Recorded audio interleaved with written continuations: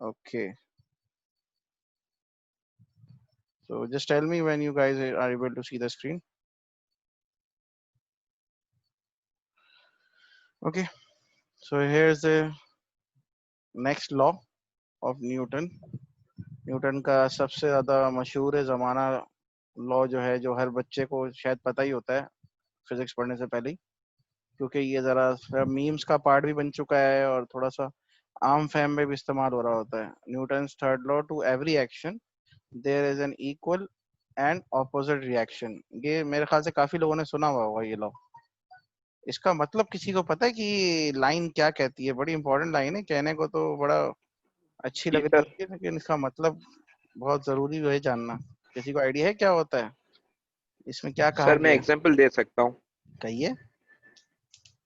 Sir अगर आप एक बॉल को उठा के दीवार पे मारते हैं तो वो हम्म। वापस आती है आपके पास, तो बिल्कुल सही इसका है। मतलब यही हुआ कि कोई भी ऑब्जेक्ट को का ऑपोजिट रिएक्शन होता है आपके पास।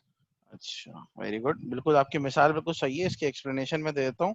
देखें क्या लिखा हुआ, to every action there is an equal and opposite reaction. Every action, what is action? It is a very subjective thing. Action, action तो कोई भी काम हो सकता है ना। तो एक्शन में न्यूटन साहब कहना ये चाह रहे हैं, एक्शन इज अ फोर्स, ठीक है, which is applied first on an object. It is nothing else than a force which is applied to an object, ठीक है। और उस एक्शन की रिजल्ट में वो ऑब्जेक्ट आपके ऊपर एक रिएक्शन फोर्स देगा, ठीक है, दैट इज नेचुरल। ये क्या हुआ? ये एक सेकंड ना, थोड़ा स्क्रीन ऊपर नीचे हो गई I guess. Okay. Action force के रिएक्शन में वो ऑब्जेक्ट आपके ऊपर सेम सेम वैल्यू की फोर्स लेकिन ऑपोजिट डायरेक्शन में अप्लाई करेगा। दिस इज नेचुरल, ठीक है। जैसे फॉर एग्जांपल, अगर मैं एक स्प्रिंग लेता हूँ, एक स्प्रिंग है, स्प्रिंग को मैंने कंप्रेस किया, एक फोर्स लगाई, उसको मैंने दबा दिया, कंप्रेस कर दिया। जब मैं अपनी फोर्स हटा दूंगा, जो मैंने कंप्रेस किया ना, that is my action force. जब मैं वो फोर्स रिमूव करूंगा, अपना हाथ हटा दूंगा, then spring will bounce back in the opposite direction of my applied force, ठीक है। मेरी अप्लाइड फोर्स डाउनवर्ड थी, स्प्रिंग जो है वो रिएक्शन फोर्स लगाएगा अपवर्ड, और वो सेम वैल्यू की लगाएगा जिस वैल्यू की मैंने फोर्स लगाई थी उसके ऊपर, लेकिन ऑपोजिट डायरेक्शन में लगाएगा, ठीक है। इसका मतलब क्या है? अच्छा, ये सिर्फ स्प्रिंग नहीं करेगा, ये स्प्रिंग में तो हम देख सकते हैं ना आसानी से, इसलिए मैंने स्प्रिंग की एग्जांपल दी है आपको, ठीक है। अब बात ये है कि इस स्टेटमेंट से एक और स्टेटमेंट हम कहते हैं, हम कहते हैं कि in nature all the forces exist in a pair. क्यों? क्योंकि जब भी आप किसी चीज पे फोर्स लगाओगे ना, वो चीज आप पे रिवर्स फोर्स लगाएगी, ठीक है। It is regardless of the type of the object. अब आप एग्जांपल लेते हैं, आपका सवाल होना चाहिए कि भाई सर ये तो सही है, स्प्रिंग ने तो फोर्स लगा दी, लेकिन कोई इनकम्प्रेसिबल ऑब्जेक्ट है। जैसे फॉर एग्जांपल एक मैं बात करता हूँ टेबल की। एक टेबल ली मैंने, ठीक है, ये कंप्रेसिबल तो नहीं है, इसको मैंने फ्लोर पे रख दिया। अब इसमें न्यूटन का थर्ड लॉ कहाँ है भाई? हम्म, यहाँ पे मैंने फोर्स लगाई ऑब्जेक्ट पे, मैं हाथ से फोर्स लगा रहा हूँ, तो क्या हो रहा है, रिवर्स में ये टेबल मुझ पे फोर्स लगा रही है। टेबल का जो वेट है ना, वो उसके हिसाब से मुझे फोर्स लगा रही है, ठीक है। तो क्या हो रहा है, दोनों फोर्सेस आपस में कैंसिल आउट हो रही हैं, क्योंकि it is an example of balance force, ठीक है। बैलेंस फोर्स है तो मोशन नजर नहीं आ रही, इसलिए आपको पता नहीं चल रहा कि कोई फोर्स लग रही है, लेकिन फोर्स उससे होती अगर हम हमेशा लोग है। गाड़ी को धक्का लगाएं तो गाड़ी को धक्का लगाओ तो गाड़ी आगे चली जाएगी। उसमें थर्ड क्या? अच्छा, तुम कह रहे हो कि गाड़ी मुझ पे फोर्स लगाती कि नहीं लगाती? देखो, जी। गाड़ी पे तुमने फोर्स लगाई, ठीक है, गाड़ी तुम पे फोर्स लगाएगी जब तक तुम गाड़ी को मूव नहीं करा पा रहे। जैसे ही तुम मूव कराने लग जाओगे ना, तो तुम्हारी अप्लाइड फोर्स गाड़ी की अप्लाइड फोर्स को ओवरकम कर जाएगी। एक लेवल तक तो वो रिप्लाई करेगी, रिएक्शन फोर्स लगाएगी, लेकिन तुम अपनी अप्लाइड फोर्स इतनी बढ़ा दोगे कि वो बैलेंस नहीं हो पाएगी, तो उसका रिएक्शन तुम्हें नजर आ जाएगा, ठीक है। लेकिन फोर्स हमेशा मौजूद होगी। वो फोर्स कितनी बड़ी है कितनी छोटी है, डिपेंड करता है उस ऑब्जेक्ट के वेट या मास के ऊपर। अब गाड़ी एक बड़ी है ना, तुम पहले पुश करने लगे गाड़ी को, गाड़ी तुम्हें पुश कर रही है, कैंसिल हो गई फोर्स, अगले को लग रहा है तुम फोर्स ही नहीं लगा रहे, लेकिन तुम लगा रहे हो, लेकिन वहां बैलेंस और अनबैलेंस फोर्स का चक्कर आ रहा है। इसकी ऑब्जर्व करना है ना, इसीलिए मैं ऐसी एग्जांपल्स दे रहा हूँ जिसमें ऑब्जर्व कर सको, जिसमें वो फोर्स बैलेंस ना हो, अनबैलेंस होंगी तो ही तो नजर आएंगी। एक और एग्जांपल, स्विमिंग करते हैं हम। स्विमिंग करते वक्त हम क्या करते हैं भाई, फ्री स्टाइल, किसी को स्विमिंग का आइडिया हो, फ्री स्टाइल स्विमिंग का होता है स्टाइल जो बड़ा कॉमन नॉर्मली सब लोग ही वही कर रहे होते हैं। एक हाथ निकाल के पानी को पीछे फेंकते हैं, दूसरे हाथ निकाल के फिर पानी को पीछे फेंकते हैं, तो उसके रिएक्शन में क्या होता है, पानी आपको आगे फेंकता है, तो आप स्विम कर सकते हैं। जब आप पानी पे फोर्स लगाओगे, पानी आप पे फोर्स लगाएगा। ठीक है, ये बहुत जरूरी है कि आपकी फोर्सेस दो डिफरेंट ऑब्जेक्ट्स के थ्रू लग रही हो। एक ही ऑब्जेक्ट पे अगर लगेंगी तो बैलेंस हो जाएंगी। जैसे अभी टेबल की मैंने बात की, मैंने गाड़ी की बात की, दोनों फोर्सेस सेम ऑब्जेक्ट पे लग रही है ना, सेम ऑब्जेक्ट पे लगेंगी तो फिर फायदा नहीं हो, कैंसिल आउट हो जाएंगी, दोनों अलग अलग ऑब्जेक्ट से दूर लगेंगे। जैसे कि मैंने पानी पे फोर्स लगाई, पानी ने मुझ पे फोर्स लगाई, ऑब्जेक्ट चेंज हो गया, ये है न्यूटन का थर्ड लॉ। लेकिन अगर मैंने पानी पे लगाई और पानी पे किसी और ने फोर्स लगाई तो वो कैंसिल आउट नहीं हो, वो ऑब्जेक्ट जो है थर्ड लॉ में नहीं आएगा। जैसे एग्जाम्पल, बॉल की एग्जाम्पल दी थी अंश ने, कि मैंने बॉल फेंकी वॉल पे, वॉल ने बॉल फेंकी मेरी तरफ, तो दो ऑब्जेक्ट्स हो गए, बॉल और वॉल। जब डिफरेंट ऑब्जेक्ट्स होंगे ना तो न्यूटन का थर्ड लॉ ऑब्जर्व होगा। न्यूटन थर्ड लॉ क्या कहता है, एक्शन फोर्स आएगी किसी एक ऑब्जेक्ट से, रिएक्शन फोर्स आएगी दूसरे ऑब्जेक्ट से। ठीक है, वरना तो कैंसिल आउट हो जाएंगी ना। यहाँ पर एक सवाल होना चाहिए था तुम लोग का, जो मुझे लगा शायद कोई पूछ लेगा। क्वेश्चन क्या है भाई, आप कहोगे कि सर आपने यहाँ ब्लॉक रखा मास, इस पे आपने फोर्स लगाई नीचे, यहाँ फोर्स लगी ऊपर, weight, normal reaction for example, ये दोनों तो कैंसिल आउट हो गई, तो थर्ड लॉ मोशन कैसे अप्लाई हुआ, जब कैंसिल हो गई फोर्स तो नजर ही नहीं आ रही है ना। ये सवाल हो सकता था ना, क्यों? सर वापसी क्योंकि रिपीट करें सवाल। सवाल ये है कि भाई ये मास m है, इसने वेट लगाया नीचे डाउनवर्ड, इसके ऊपर नॉर्मल रिएक्शन लगा अपवर्ड, दोनों सेम वैल्यू का होता है वेट और नॉर्मल रिएक्शन, तो ये तो कैंसिल आउट हो जाना चाहिए, कैंसिल आउट हो जाएगा, ऑब्जेक्ट मूव नहीं कर रहा। तो थर्ड लॉ ऑफ मोशन कैसे हुआ, थर्ड लॉ ऑफ मोशन में तो दोनों फोर्सेस लगती है ना, उसका इम्पैक्ट नजर आना चाहिए, जब दोनों कैंसिल आउट हो गए तो रिजल्टेंट फोर्स तो जीरो हो गई। थर्ड लॉ क्या हाँ कहता सर। है ना, ये सवाल बनना चाहिए ना। जी सर। तो यहाँ पर ये कैच है, यहाँ याद रखना हमेशा, थर्ड लॉ कभी भी सेम ऑब्जेक्ट पे नहीं लगता। न्यूटन थर्ड लॉ कहता है कि एक फोर्स एक्शन फोर्स दूसरे ऑब्जेक्ट से आएगी, रिएक्शन फोर्स दूसरे ऑब्जेक्ट से आएगी। जैसे हमने बॉल की एग्जांपल दी कि बॉल मैंने फेंकी वॉल पे, मैंने सर पहली, ये नहीं हाँ हेलो, मतलब सर न्यूटन का थर्ड लॉ स्टेशनरी ऑब्जेक्ट पे नहीं लगता है। स्टेशनरी ऑब्जेक्ट पे लगता है, लेकिन उसमें ऑब्जेक्ट चेंज होना चाहिए, एक ही ऑब्जेक्ट पे दोनों फोर्सेस नहीं लग सकती। मतलब रिएक्शन और एक्शन फोर्स दोनों एक ऑब्जेक्ट से नहीं होंगी, एक्शन फोर्स दूसरे एक ऑब्जेक्ट से होगी, रिएक्शन फोर्स दूसरे ऑब्जेक्ट से होगी, तभी तो इफेक्ट नलिफाई नहीं होगा ना। वरना वेक्टर की डेफिनेशन क्या कहती है, दो वेक्टर्स ऑपोजिट डायरेक्शन में ऐड होंगे तो कैंसिल हो जाएंगे, है ना। वेक्टर कहता है ना कि एक ऑब्जेक्ट पे दो फोर्सेस ऑपोजिट डायरेक्शन में सेम मैग्नीट्यूड की अगर लग जाए तो वो तो ऐड होके आंसर जीरो हो जाएगा। इसीलिए जी एक्शन सर। और रिएक्शन दोनों अलग अलग ऑब्जेक्ट्स के थ्रू होनी चाहिए। जैसे फॉर एग्जांपल मैंने स्विमिंग की बात की, मैंने अपने हाथ से पानी को फोर्स लगाई, यहाँ पर फोर्स कौन लगा रहा है, हैंड लगा रहा है, किस पे लगा रहा है, वाटर पे, रिएक्शन फोर्स वाटर लगा के हैंड पे। ठीक है, उल्टा उल्टा ऑब्जेक्ट चेंज हो गया ना, एक्शन फोर्स हैंड लगा रहा था, रिएक्शन फोर्स वाटर लगा रहा था, तो क्या हुआ, न्यूटन का थर्ड लॉ आपने ऑब्जर्व कर लिया। ठीक है, तो हमेशा ऑब्जेक्ट चेंज होना चाहिए, वरना तो क्या होगा, सेम वेक्टर ऑपोजिट डायरेक्शन में ऐड होके कैंसिल आउट हो जाएंगे। तो ये लिमिटेशन है, ये कंडीशन है न्यूटन के थर्ड लॉ की, कि बच्चे हमेशा कंफ्यूज रहते हैं। स्टेटमेंट बहुत सिंपल है, to every action there is an equal but opposite reaction, लेकिन इसके अंदर जो ये ग्लिच है ना, जो कंफ्यूज करता है बच्चों को, वो यही है कि सेम फोर्स नहीं होती, वो सेम ऑब्जेक्ट्स के फोर्स नहीं लगेगी, एक्शन रिएक्शन अलग अलग ऑब्जेक्ट्स के थ्रू लगनी चाहिए। ठीक है, तभी वो कैंसिल आउट नहीं होंगे, इफेक्ट नजर आएगा आपको। It is clear now. Newton third law आपके यस पास सर। यहीं तक है, इसकी कोई वो नहीं है, मतलब न्यूमेरिकल वैल्यू नहीं है, कोई कैलकुलेशन नहीं है, it is just an observation. तो आपको क्वेश्चन कभी भी इसके लिए कैलकुलेशन वाइज नहीं आएगा, हमेशा इसी तरह सब्जेक्टिव चीज आएगी। कोई भी सिनेरियो दिया हुआ होगा, आपसे पूछेंगे अच्छा ये फोर्स अगर एक्शन फोर्स है तो इसकी रिएक्शन फोर्स कैसे होगी, हम फिर पेपर करेंगे तो उसमें मजीद देखेंगे। अंश आपका क्वेश्चन था कोई, पूछिए। तो बेसिकली सर इसमें यही था कि अगर न्यूटन थर्ड लॉ अप्लाई करना है तो हमारे पास मतलब मैक्सिमम दो ऑब्जेक्ट्स होने चाहिए जिस पे हम एक्शन करें और दोबारा फिर रिएक्शन हमारे पास आए। एग्जैक्टली, बिल्कुल सही समझी तुमने बात।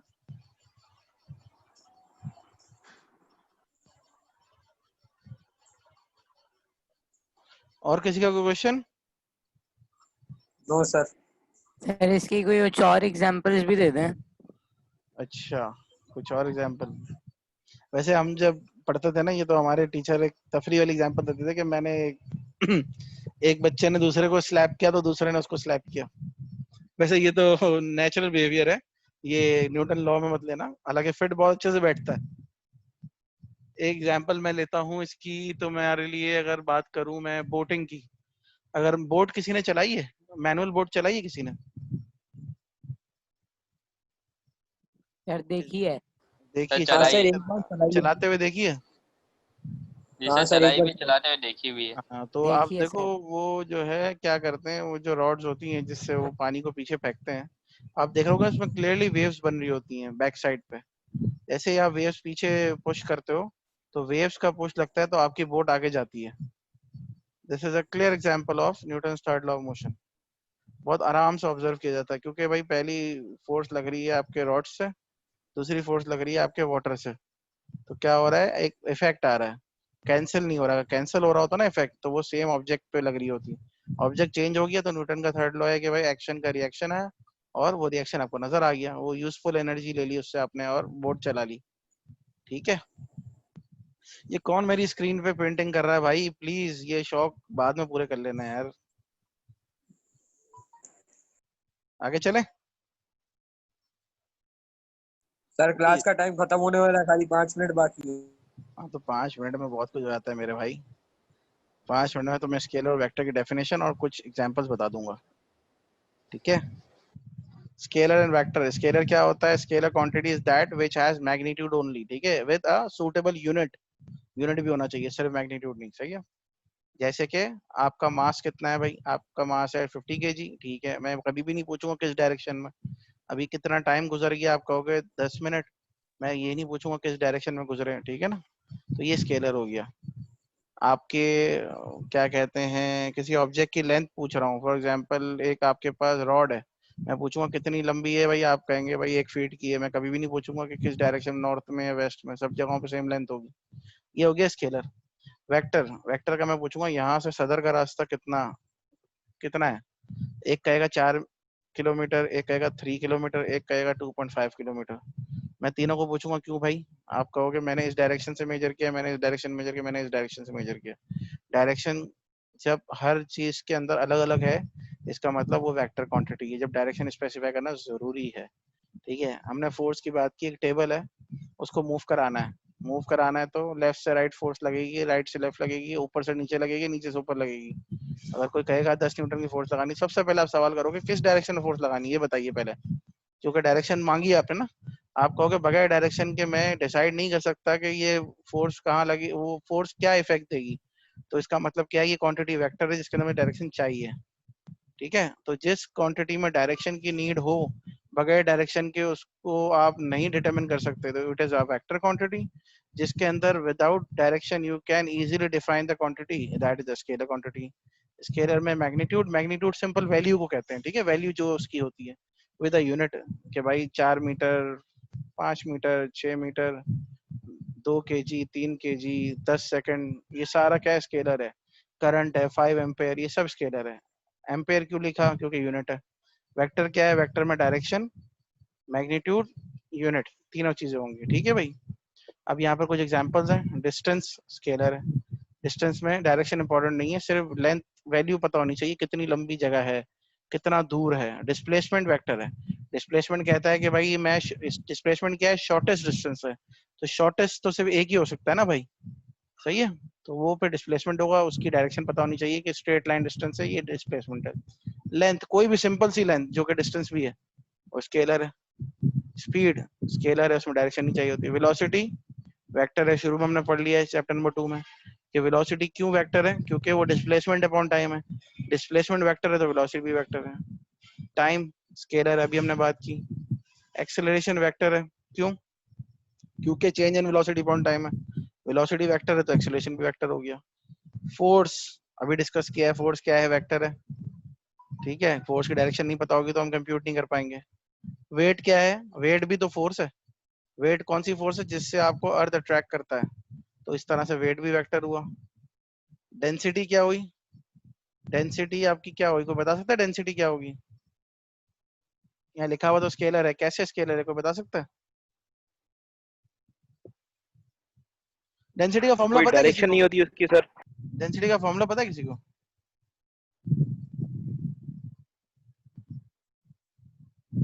डेंसिटी होती है मास अपॉन वॉल्यूम। न्यूमरेटर में मास, डिनोमिनेटर में वॉल्यूम। मास भी स्केलर है, वॉल्यूम भी स्केलर है ना? तो डेंसिटी भी स्केलर हुई। जब किसी चीज के अंदर फॉर्मूले में वेक्टर नहीं आएगा तो वेक्टर हो ही नहीं सकती। ठीक है, मास क्या है? मास है 2 kg, वॉल्यूम क्या है? 2 मीटर क्यूब। दोनों स्केलर है, दोनों तो क्या हो जाएगा आंसर? स्केलर हो जाएगा।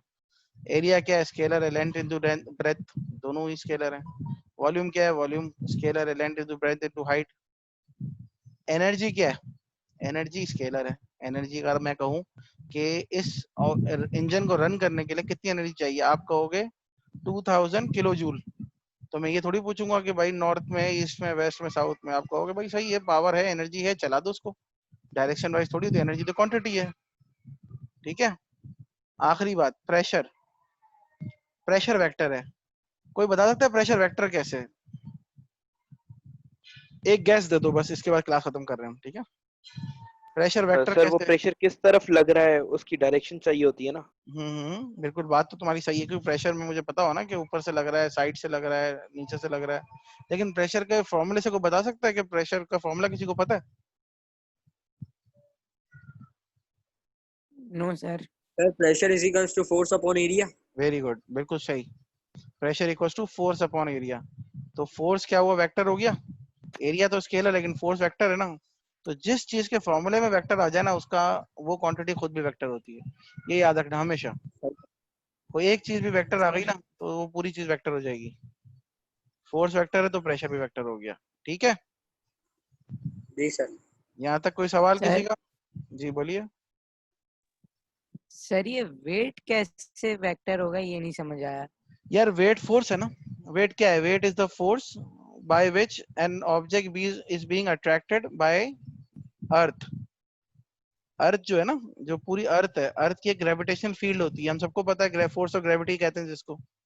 वो force of g gravity sir. हर ऑब्जेक्ट को, दुनिया के हर ऑब्जेक्ट को जो उसके सरफेस पे है ना, अर्थ की सरफेस पे, उसको अपनी तरफ अट्रैक्ट करती है। इसीलिए तमाम चीजें नीचे गिरती हैं, हमें पता है ना। तो force of gravity her object को अपने वेट के इक्वल वैल्यू से अट्रैक्ट करती है।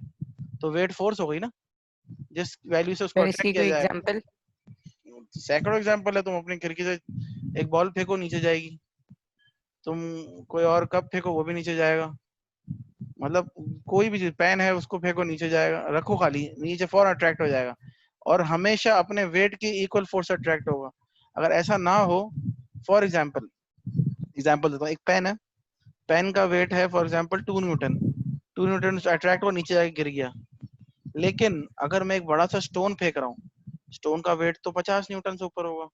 और अगर उसको भी अगर अर्थ 2 न्यूटन से खींचेगी, तो वो तो इतना आराम से जा रहा होगा कि तुम स्लो मोशन की वीडियो बना लोगे उसकी। समझे बात की?